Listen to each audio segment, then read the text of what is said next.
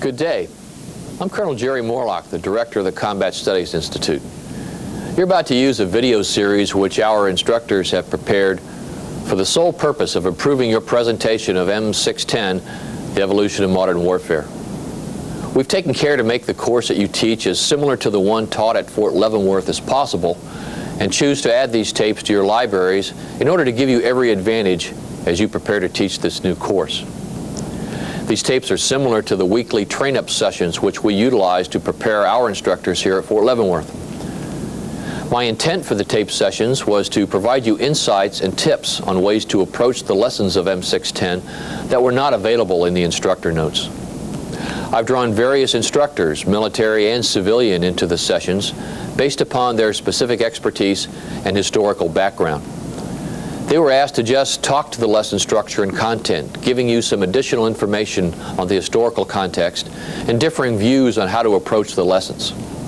These tapes will provide you a wealth of knowledge and direction that will significantly improve your readiness to teach our new history course.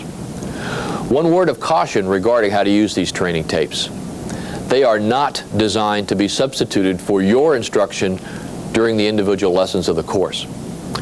As instructor preparation tapes, train the trainer material, if you will, they are inappropriate for direct instruction to students and are not intended for that purpose. Our intent with these tapes is to improve your ability to lead the student seminars by sharing tips and advice from some highly qualified experts. The Combat Studies Institute stands ready to provide whatever additional expertise or assistance that you may require, and we've included the Institute's phone, mail, and email contact information on the tape if you should need it. Good luck with the Evolution of Modern Warfare course, and have a good time.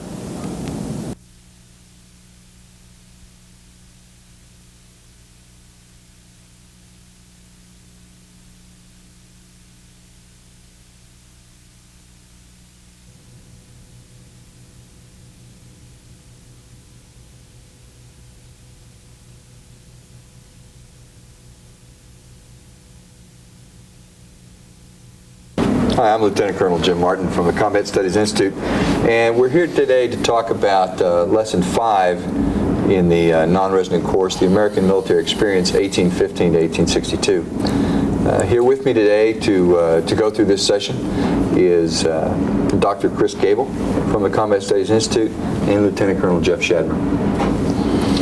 What we're going to do today is deal with the lesson as you're going to teach it, and try to deal with some ways that we approach this particular lesson. The first area I want to deal with is the Mexican-American War and its role in this time period. Chris, how do you approach the Mexican-American War when you teach this class? Well, a good thing to bear in mind is the lead-in that you can get from the Napoleonic Wars when you look at this conflict, because that was very much the inspiration in terms of commanders' vision of themselves on the battlefield. The tactics employed and the weapons technology was essentially unchanged from the Napoleonic period. Jeff?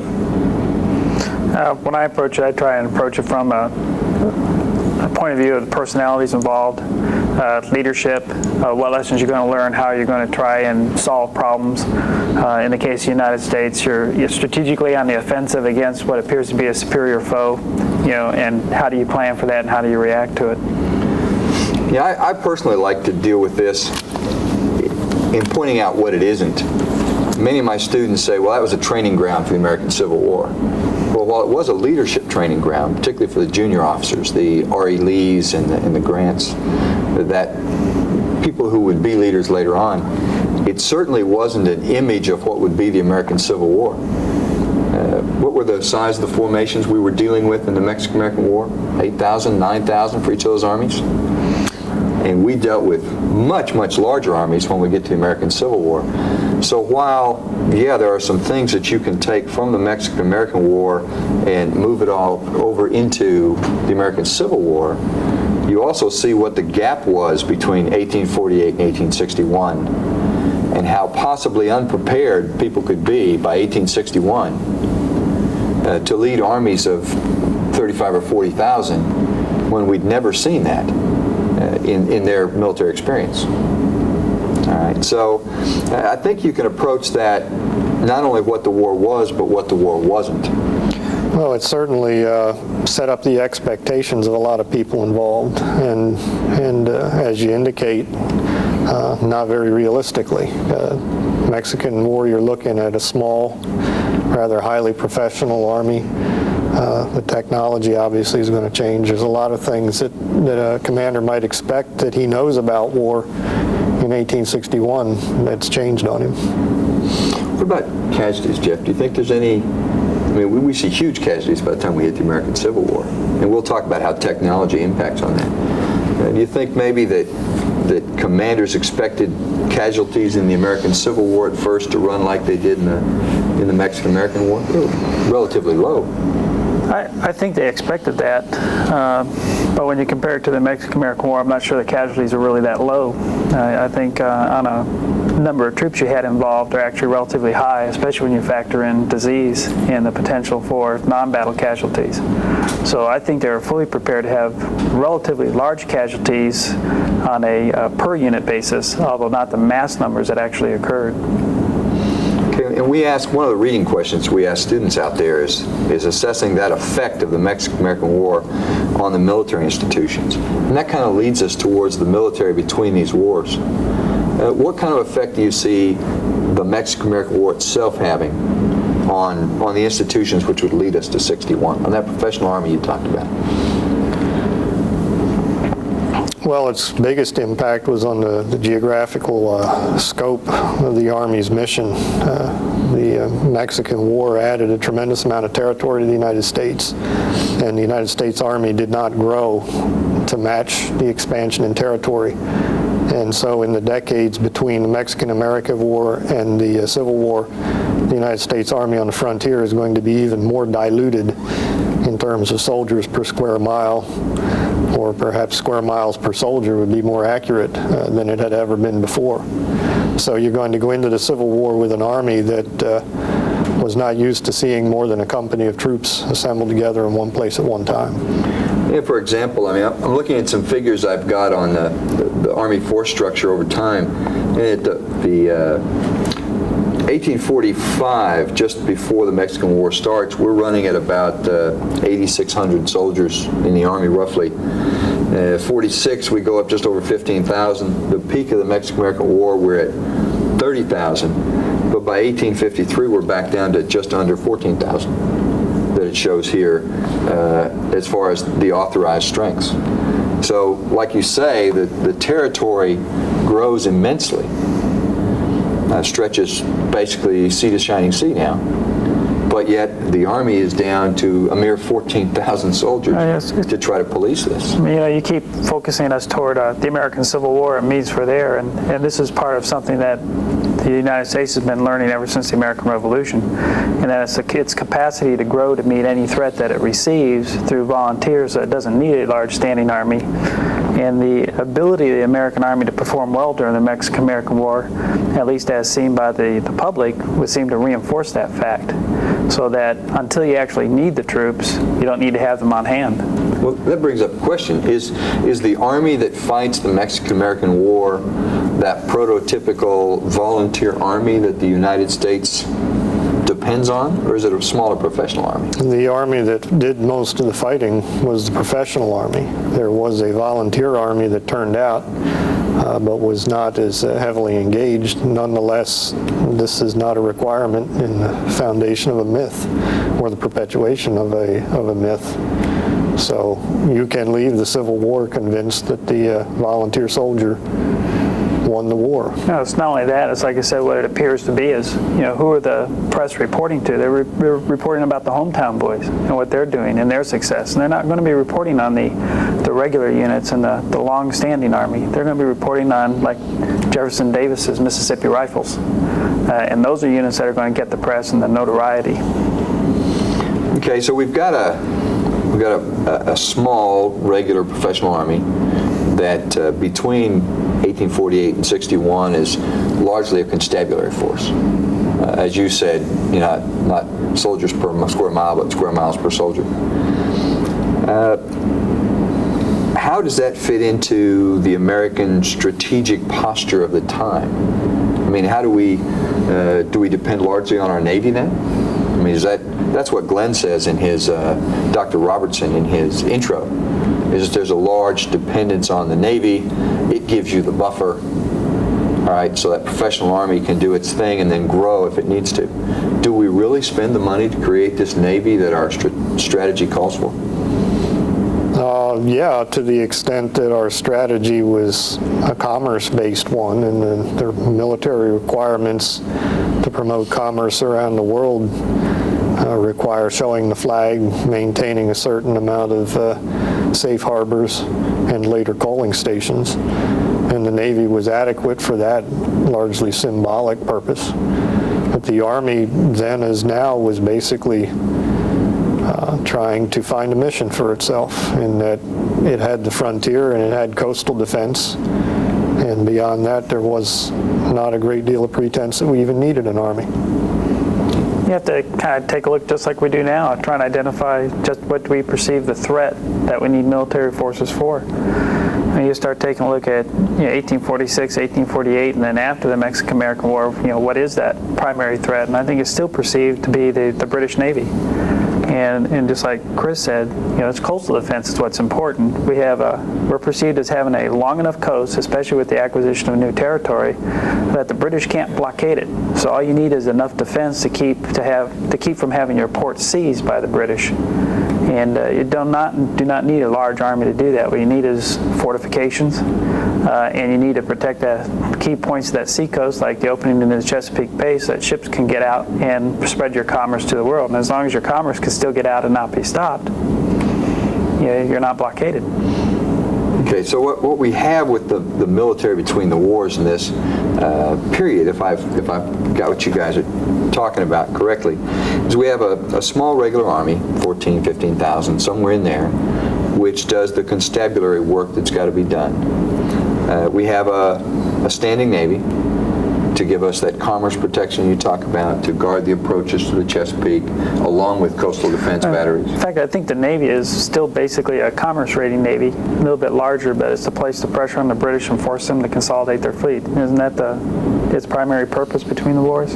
Yeah, if there was a war. Yeah, if there would be a war. Day in, day out, its presence is a symbolic. But our fleet is not meant for fleet action.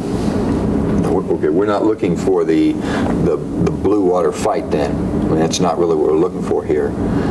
It's largely defensive in nature, dealing with our coastal waters. And then the backbone, I guess, of the ground force would have to be considered the militia structure that is behind that regular army. Is that accurate? Well, certainly in case of any significant threat to the nation it would be, but the militia as such has become a pretty ghostly presence, that it doesn't have much in the way of a real physical body behind it for most of the period that we're looking at here. So it's not like our National Guard today, where we have an organized entity out there. By and large, you had organized units that did turn out and drill, but they were as much ceremonial and social as anything, and there was really not that much in the way of a true implementation of the militia laws, which were still on the book. As I recall, there was only one state that actually maintained up-to-date militia rules, and I think it was Delaware. So there was not much of a physical embodiment of the militia, although certainly people still expected it to be the main line of defense in case of a war. So then, obviously, if they don't even have accurate roles and those sort of tools that we use today, I'm sure the weapons that were out there in militia units were certainly not up to date, and the newer technology that we're going to talk about here in a few minutes. So I guess we're talking, what, maybe still old flintlocks in some of them? Not even cap firing weapons? Maybe it's worth remembering that until our own times, that is the last century and a half, military technology didn't tend to go obsolete very fast. That it was very common to finish a war, stockpile the weapons in an arsenal, and leave them there till the next war, and they were still perfectly good. And so when we look at people dealing with technological change, to us it looks like an easy thing to deal with mentally, but to them it was a rather startling phenomenon to have weapons that were only 10 or 20 years old being obsolete. Okay. Now, I'll never believe that, and you did ask Chris about what he thought about the backbone of the military, and well, the militia units themselves, I agree, were not, as a pool of manpower when you did need to ask for volunteers, they were a great place to start at. They had already that camaraderie built and the esprit among their unit members to get large numbers to be able to volunteer at one time rather than trying to rely on straight volunteers out of the general population. So I do think, as far as a reliance, there was a reliance on the militia from that standpoint. Well, and I think you're obviously right based on the way we see the structure. With a mere 15,000 sitting there in the regular Army, obviously someone had to be planning to use the militia as a backdrop there when they went through their assessments. They had to do very similar to us today to look at requirements and then try to plan against it. Now, whether we agree with the requirements that they laid out, I certainly don't think anyone could look forward to the requirements of the American Civil War and plan against those, because that is certainly not the threat that they were planning against. No, and there certainly weren't major mobilization plans either to bring certain numbers together under certain conditions. So how ready do we think the forces were for the war that would come in '61? I mean, how would you assess the readiness of the regular Army, the militia, for what would come in 1861? Well, certainly in terms of the regular Army, it was in no sense postured to fight a major war. With its small garrisons scattered all over the frontier and the seacoast, probably its greatest weakness was in the fact that at the time of the Civil War there were only a handful of serving officers who had ever commanded a unit larger than a regiment in the field. And what we're going to see is that whereas the smaller units could be gotten ready fairly quickly, when it came to the generalship at the higher levels, particularly dealing with some of the changes in warfare that had transpired since 1848, the weakness will be at the higher operational and strategic levels. Jeff, what about you? How would you assess the readiness of the forces? I would look at it a little bit differently in comparing the two forces as you start approaching the American Civil War. It's not so much are they prepared for it as much as both of them are prepared equally the same. So you have a balance. So if both sides had predicted and could expect what would happen and had trained larger units, you still would have had basically the same situation you had in 1861. Two forces that would not be able to come to a decisive victory early. To me, the real question becomes if one side was able to be more prepared than the other side, then what might have been different? And those are some of the issues we're trying to wrestle with today, trying to make sure that we're more prepared than an opponent we may meet on the battlefield. Okay. Earlier, Chris talked about changes in technology and weapon systems. And one of the things that we deal with as you lead into the American Civil War is some changes in technology that will make some changes in this war. How would you analyze those changes? I mean, what would you see as the most important technological changes as we move towards the American Civil War? My personal opinion is I think the most important change in technology would be the telegraph. I know there's a lot of people try to think in terms of either rifling, especially in the musket, in addition to artillery, and in the railroad. But I tend to think the telegraph is more important. The ability to communicate, the ability to bring different forces to bear from very different parts of the country at one concerted action. Maybe not on one point, but bringing pressure to bear all at one time. And by the time we get to 1864, we'll see Grant start to do that. Up to that time, your problem is you have to combine forces on one battlefield for them to get full effect. With the telegraph, we're able to move beyond that. And that is something that change to communications and ability to command and control with communications is still something we're progressing through today. And I think very often it gets very short notice within our current Army to improve versus other systems like tanks and artillery pieces, where I think if we focus a lot more on communications, we have more effect. So when you teach this lesson, I take it then you focus on that command and control aspect when you talk about the technological Yes. change. over some of the others. Chris, I mean, do you do likewise, or do you have a different spin? That you No, I think the big one is logistics. Beyond a doubt, steam power changed the face of warfare. It's important to talk long distances, but steam power enabled armies to move long distances and accomplish some of the things that Jeff talked about. And it's really a quantum change to go from an army wagon that can carry 1 ton to a steamboat that can carry 500, or a railroad train that can carry 100 or 200 tons.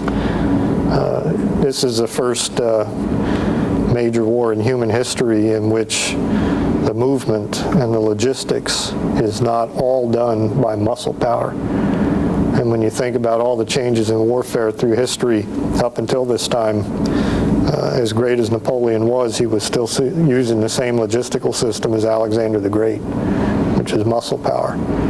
And this is the first great war, at least involving the United States, in which that changes, and it changes very dramatically. The key thing, the reason why I've always focused away from that is at the same time, on a tactical level, that's true. On an operational level, that's very true. But on a strategic level, that also constrains yourself to only certain avenues that you can use. In the case of using shipping where you can carry large tonnage, or even railroads, you're tied to either railroads or you're tied to rivers.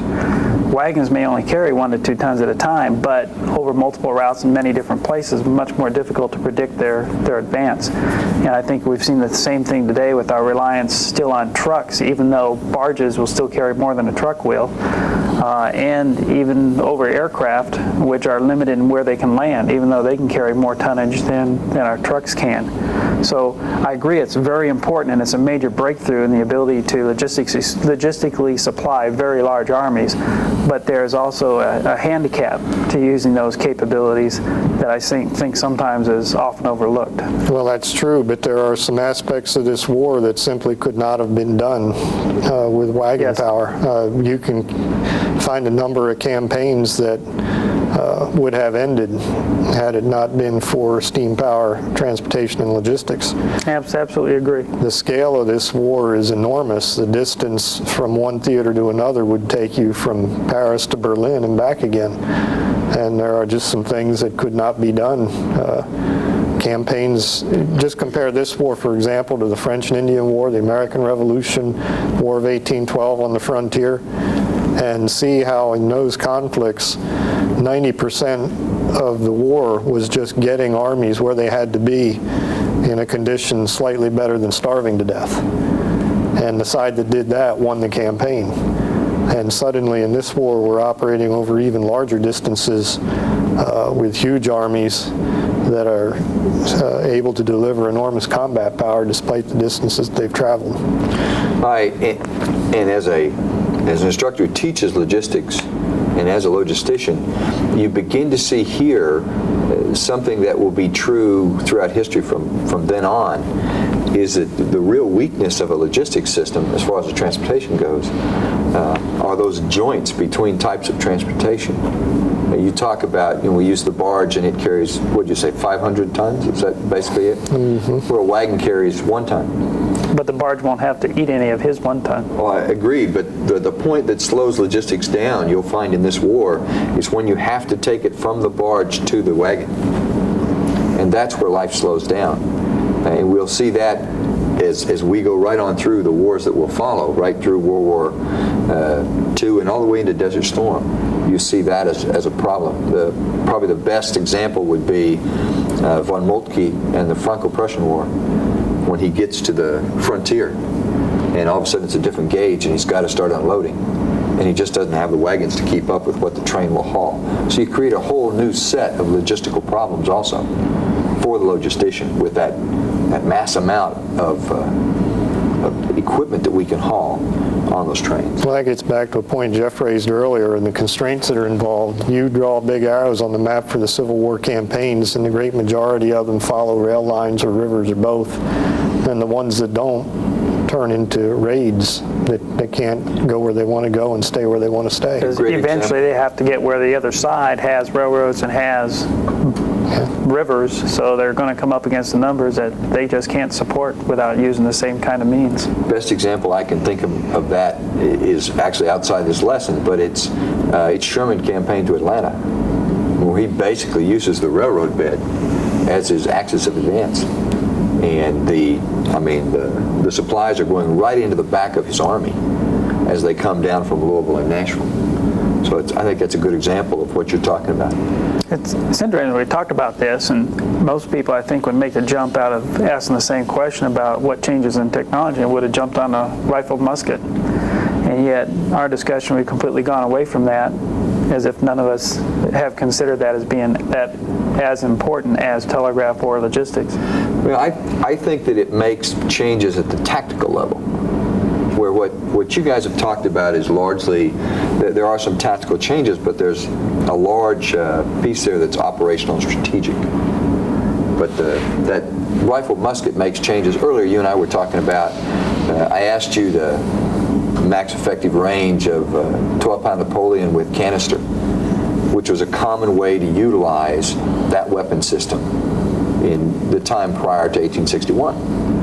And what was it, about 400? 400 yards. And what do we have as the max effective range now for the rifle musket? 450? 480? Somewhere in there? 1,000? 1,000 maybe? So we begin to see the difference here where, when we hit First Bull Run in a few minutes and we're on Henry House Hill and they crank up a battery out in front of the Union forces, as they would in the normal tactical flow, to start firing canister into the Confederate forces, what happens to those two batteries? The people who man them cease to exist because of the ability of a rifled musket to take them out, which couldn't have happened earlier. I think that's a good way to approach it. The easy way to think of the rifled musket is that it's suddenly mowing down soldiers in huge numbers and rendering certain tactics impossible just because of the carnage involved. But I think it's important to remember that most of Frederick the Great's frontal attacks failed. This is an incremental change, and what it's going to do is subtly alter the balance among the combat arms. Artillery can no longer stand in front of the infantry range and deliver canister with impunity. It's going to deepen the killing zone that a cavalry charge has to go through by a factor of 4.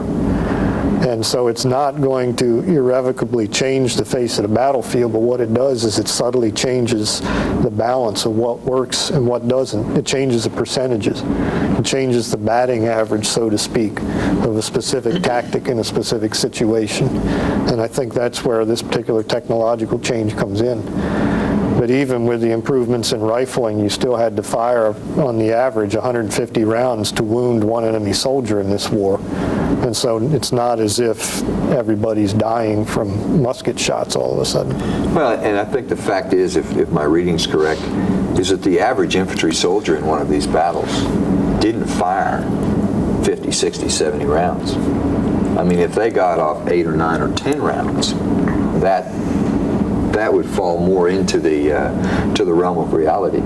Looking at it from a logistician, I mean, we're still 50 or 60 years from a point in time where an infantry soldier can't carry enough with him, basic load of bullets, to keep him through a very extended period of time. Nothing like what we have today, where machine guns run out of ammo and you've got to have ammo bearers to continue to get it for them. That's not the kind of volume we're dealing with here.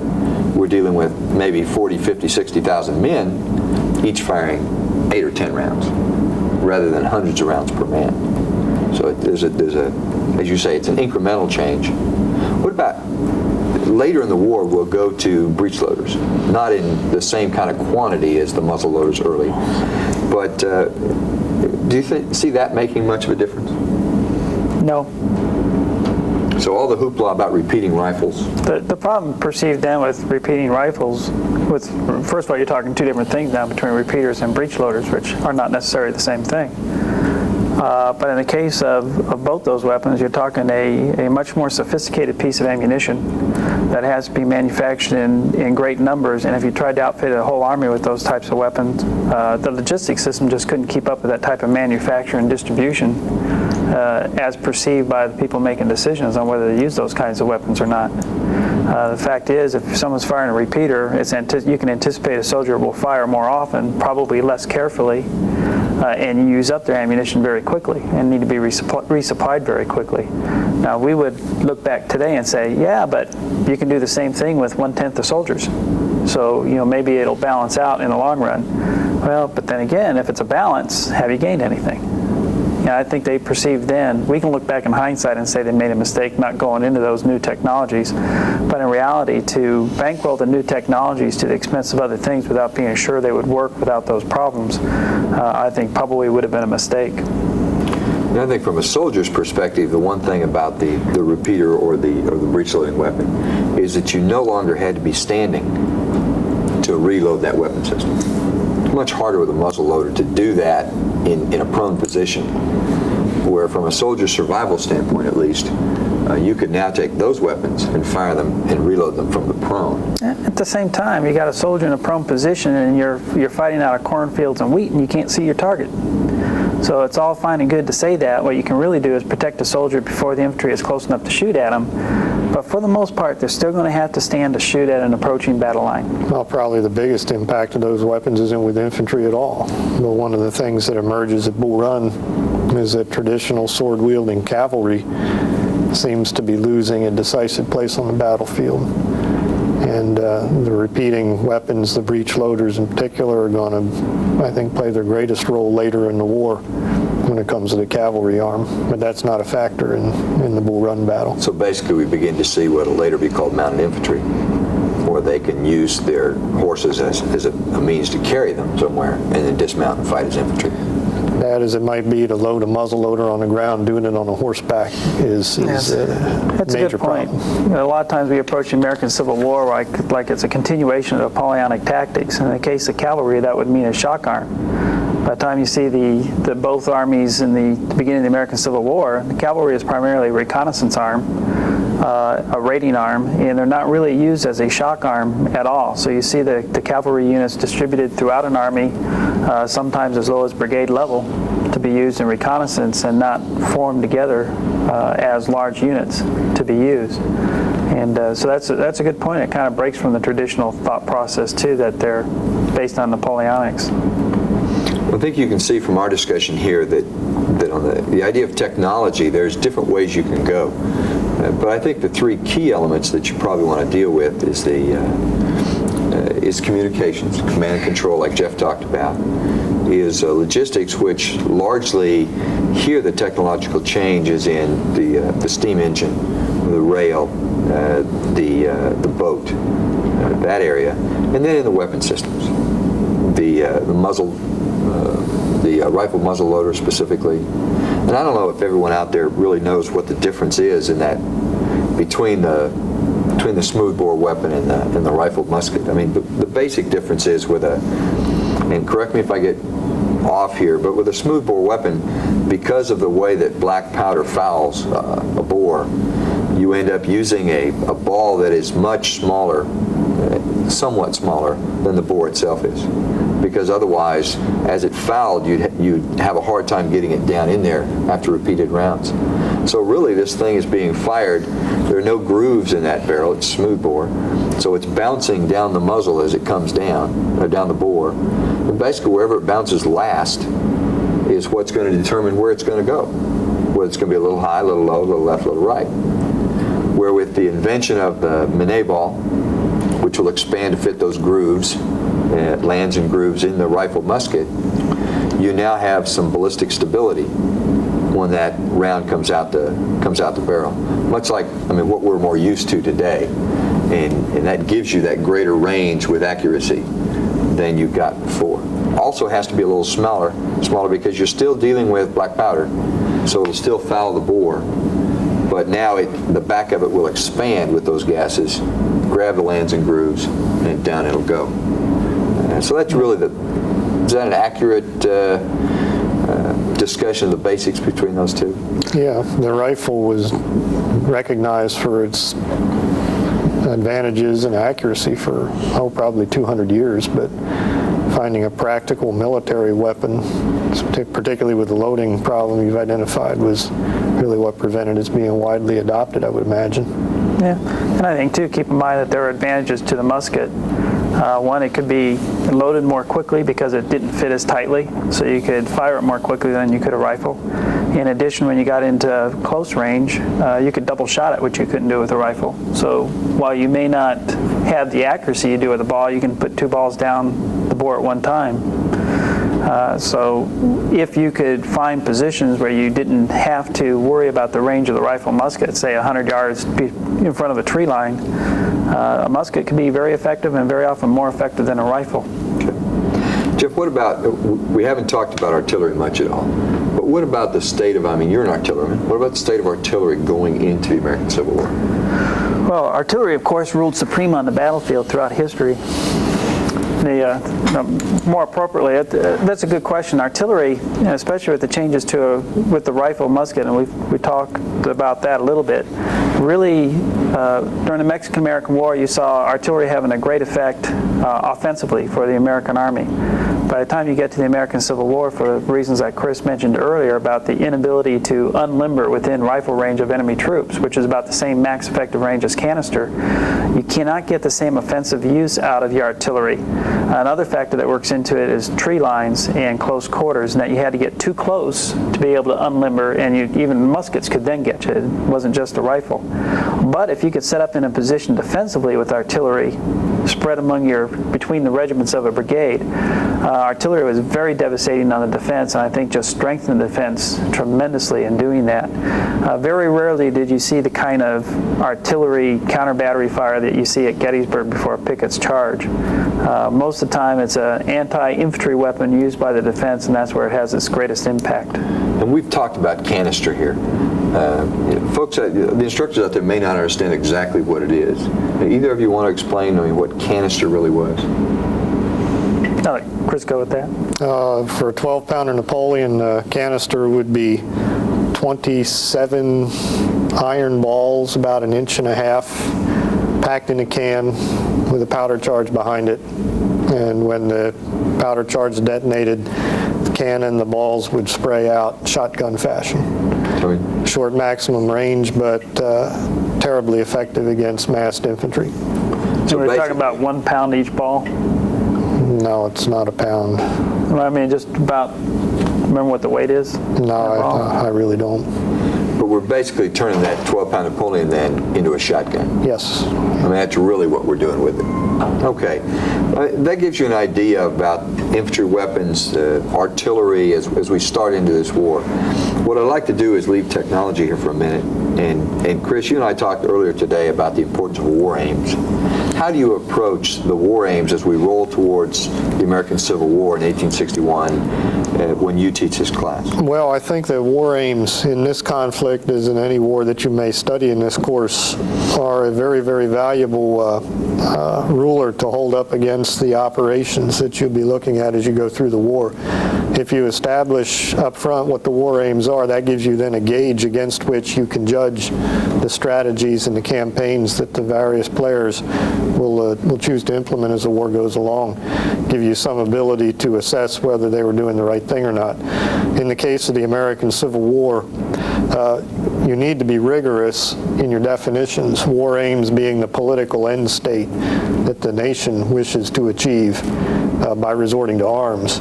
And that needs to be kept distinct from strategy, which is the various employment of military means to accomplish those aims.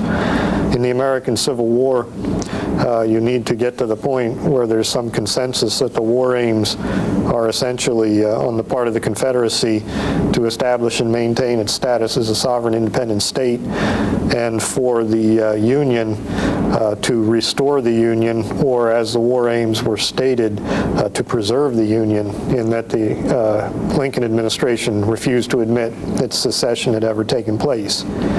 So if you take these two war aims, you can then go through the remainder of this conflict, and every time you come to a campaign, an operational concept, you can hold that up against this war aim and ask your students whether this particular campaign plan will take you towards your war aim or not.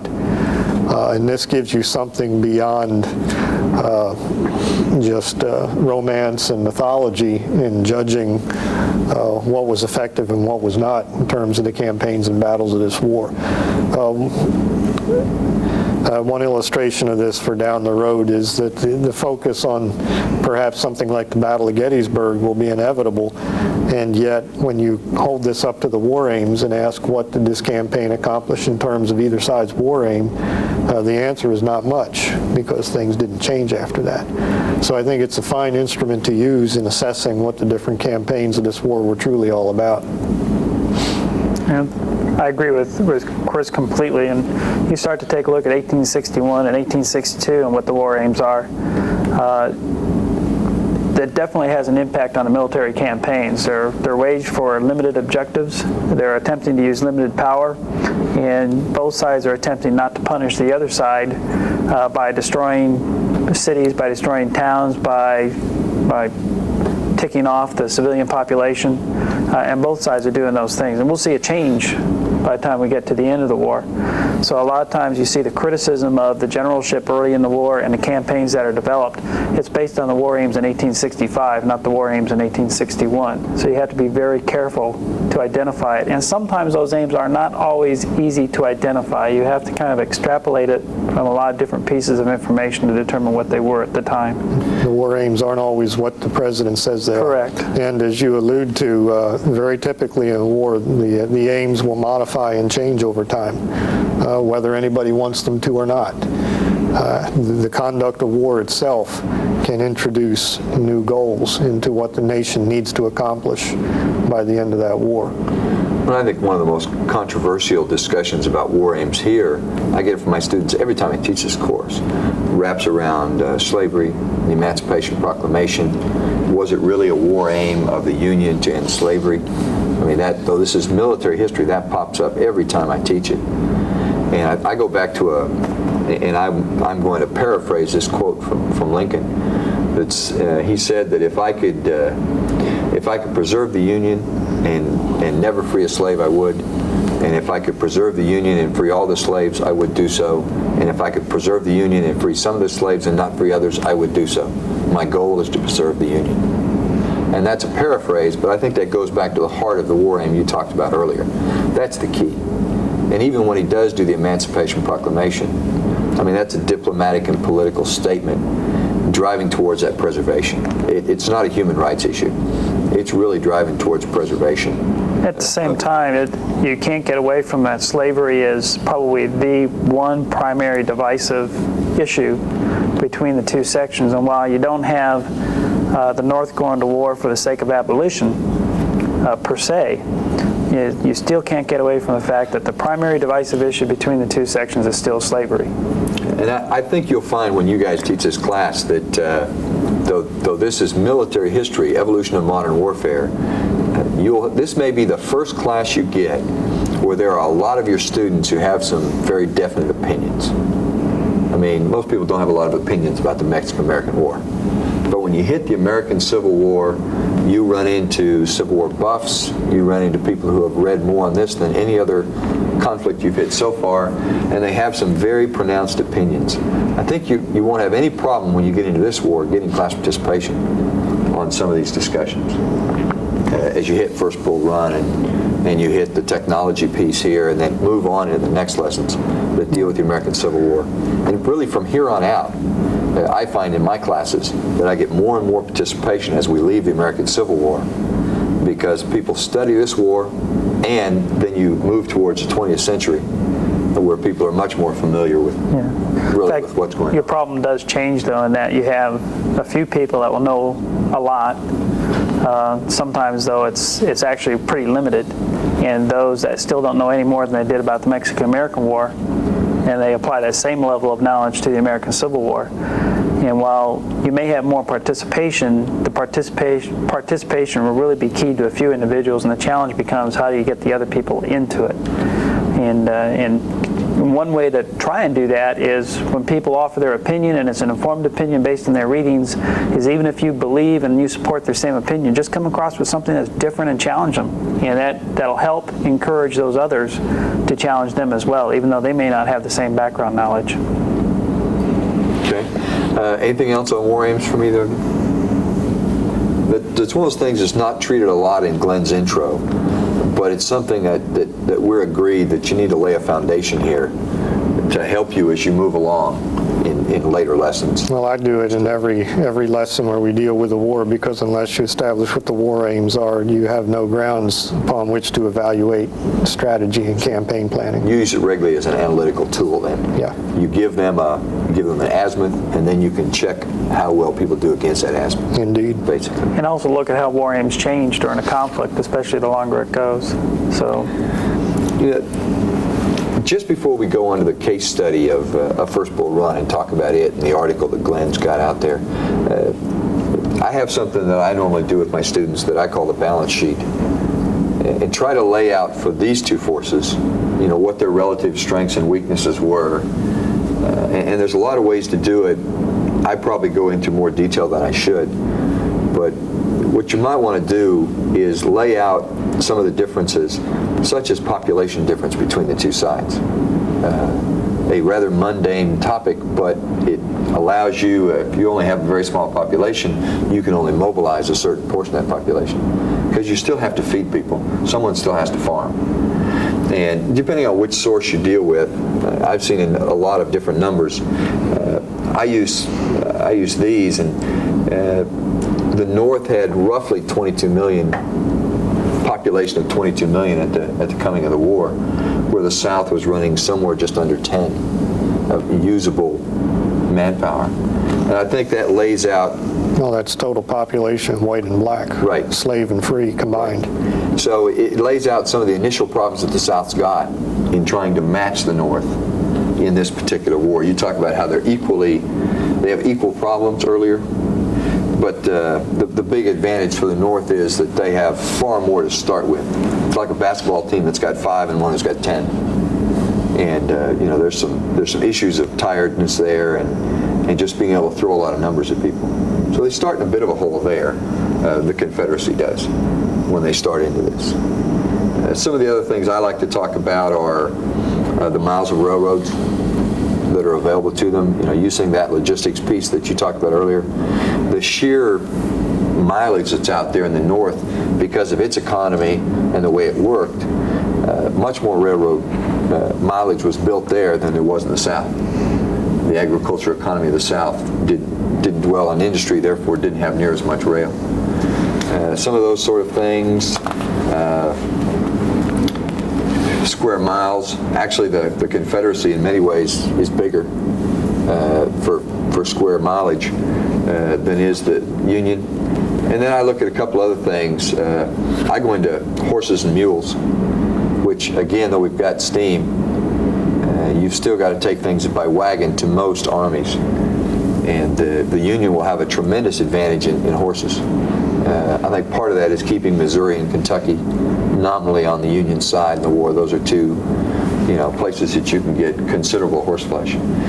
But I think that sometimes it can be helpful in doing that kind of a balance sheet, just a very quick balance sheet look at what each side starts the war with, because it has something to do with the strategy that is translated from those military aims. Because if you only have X amount to deal with, there are some things you can do and some things you cannot do. Jim, I always think you got to be careful though, and make sure you do balance it. And just to highlight a couple of things, for example, in population, while the South definitely has a much smaller population than the North, at the same time, they're not going to have to, if you look at their war aims, and they're defensive in nature, they just have to maintain their territorial integrity. As the North advances, they need to use more troops to maintain their lines of communications, so that strips away from combat power from the front. And that's just talking about mobilized manpower. In addition to that, in the case of the railroads, the North does have a much greater number of railroads, but do they have a greater number of railroads where it advances into the Confederacy itself? And that becomes a more important point. It's fine for moving logistics around in the rear, but when you try and get it down into the armies, and you can only support so much manpower, it kind of inhibits the sheer number of miles of railroads becomes less important than the number of railroads that are entering the Confederacy. The same with the population. If you can only support an army of X size, it doesn't matter how many people you can mobilize for the military, you can only use an army that's big enough, that's the size that you can support. And another one, in the case of horses and mules, the South is falling back toward their depots. They don't have to bring the supplies forward like the northern armies do. At the same time, they're using the slave population to farm and grow things, whereas a lot of the horses and mules are being used on farms in the north and otherwise aren't available. So while it would look, the balance sheet looks kind of uneven, and very often that's used to support the Southern military does so much better, because look at how far down they start to begin with. There's a lot more balance in there when you take a look at it than otherwise would appear. Well, see, I think the mileage of railroads in the North versus South is a bigger issue than you do. These rails normally run, they don't run north into south because that wasn't the trade route. They run from the east into the old Northwest, into Iowa, Ohio, that area, which allows the North to move considerable forces back and forth between the theaters if they wish to. Now then, the nice thing for them is that the rivers strike deep into the South. While the rail doesn't go there, many of the rivers, when you get over into the Western Theater, go from the north and flow south. Yeah. And so, what I think those rails give you is the ability to move equipment, manpower, supplies laterally between the theaters. Well, you then do have the problem, and very few rail lines, the L&O, Louisville, Nashville. No, I admit there's a definite advantage. I just want to, you've got to take a look at it and recognize maybe the advantage isn't as great as just looking at the mileage would indicate. I just like to use this balance sheet piece to give a context. Okay, it doesn't explain the war by any means. What it does is lay out a context for my students that shows, maybe it dictates some of why the South strategy is set up the way it is. Is the South strategy dictated by what they want to do, or is it dictated by what they can do? Okay, so there's just some arguments there that you can use. I think it places it in context. And it's just one of the techniques that I like to use. Oh, it's handy. Neither side has a blank slate. And one thing to bear in mind when you're looking at the advantages of the North is that many, if not most of them, do not translate into military advantages at Bull Run. The simple fact is that these are assets that are not easy to turn into military power, particularly the time we're looking at when governmental powers are limited by today's standards. So all those rail miles may or may not be an advantage. It depends on what the Union government is able to do with them. And how they use them, yes. The last thing that we do in this lesson is we use First Bull Run as a case study on kind of to wrap up these changes between the war and what the Army looks like. Jeff, how do you use this case study when you teach it in the classroom? In honesty? Yes. I don't. Okay, and why? I tend to fall away from Bull Run or First Manassas, depending upon how you want to call it, for the simple reason that there's so many other good issues to talk about, I just don't get there. That's the primary reason. The second reason I don't focus on it is we're going to focus on a lot of other campaigns where I can refer back to it and talk about how things have changed, so I don't feel a need to really get into it. If I've always gone in prepared to get into it, and to me the thing to focus on as you do is you have both sides actually come up with pretty sophisticated plans on how to use their military forces, much greater than you'd expect based on them not having any experience at handling forces of that size. What they're unable to handle, though, is that the execution of orders are not trained or they're not drilled. People don't know how to handle them, how to handle their orders. They don't know how to use their own initiative within small units when the plan has to change. So you'll see a breakdown on both sides during the battle. But keep in mind that the plan itself is pretty sophisticated from both sides, and they do understand what to do with the forces. It's just in the execution there begins to be problems, and they're not prepared to handle those problems. And Jeff brings up a point for all you out there that while we give you a lesson plan and we set you with some things to talk about, you're not going to be able to get to everything in all these lessons. And we normally give you more than will fit in 2 hours, to be honest with you. So you've got to pick and choose.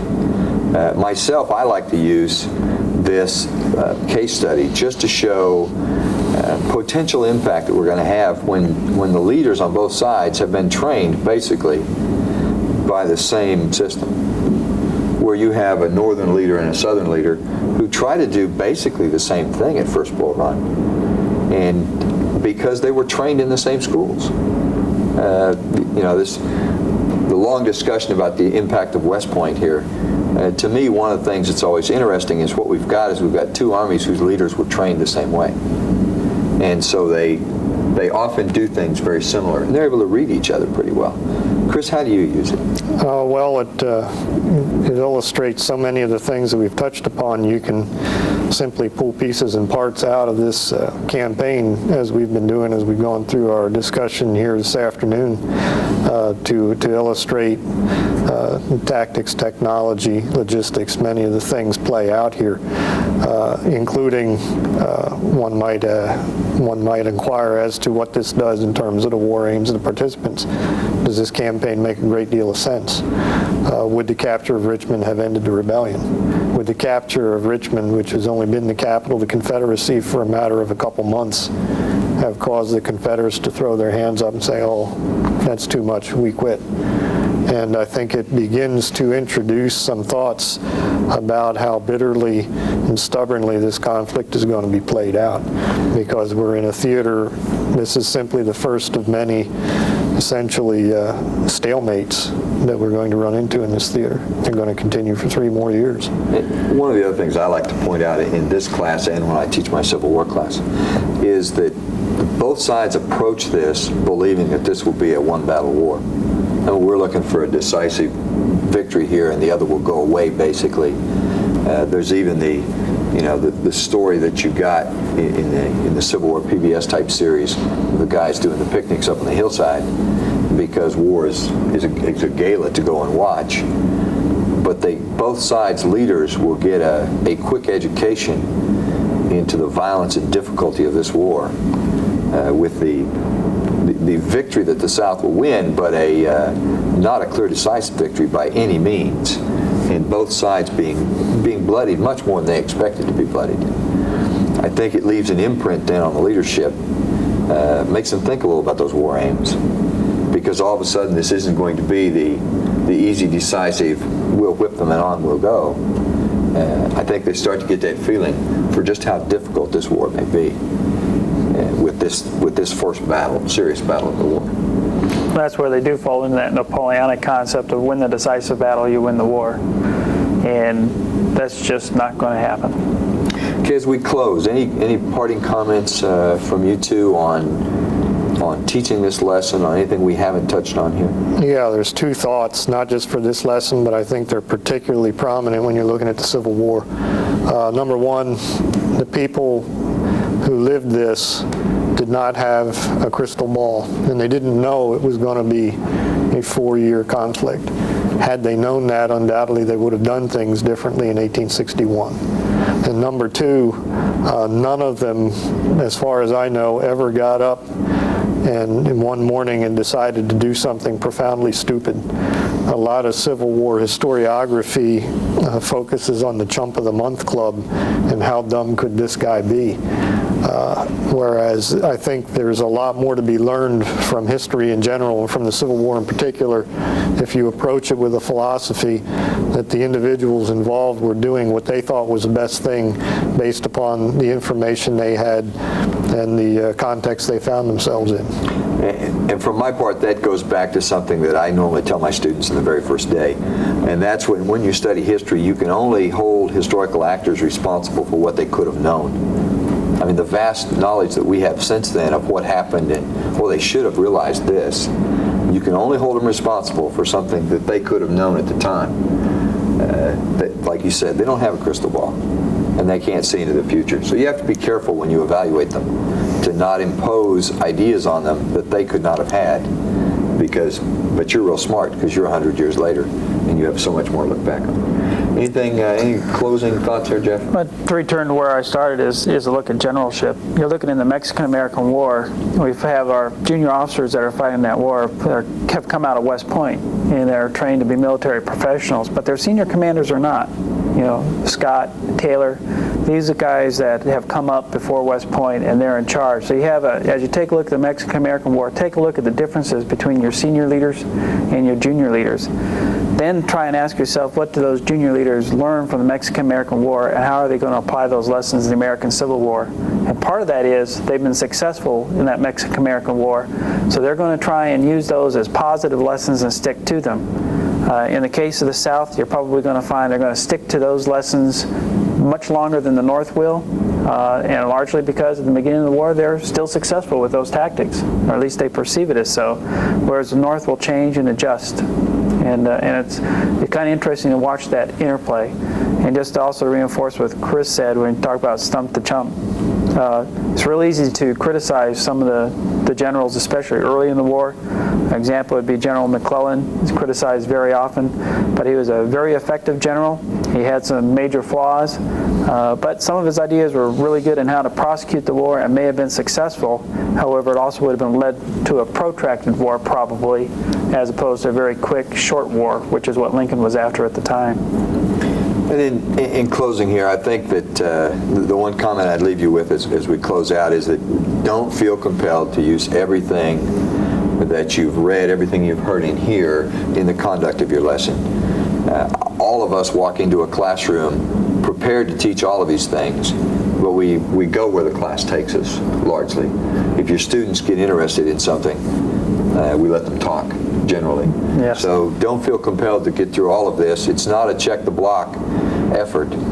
It's looking at those things which are which you can use to make your students think, because that's really what we're here for. It's not teach them what to think, but it's teach them how to think, and use those things that you can really pull out of them. Thank you very much.